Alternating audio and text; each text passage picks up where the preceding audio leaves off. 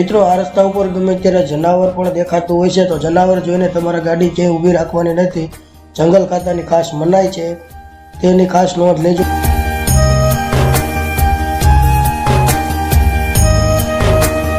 આપણે આગળ ગૌશાળા પણ હું તમને બતાવીશ. તુલસીશ્યામની ગૌશાળા આવેલી છે.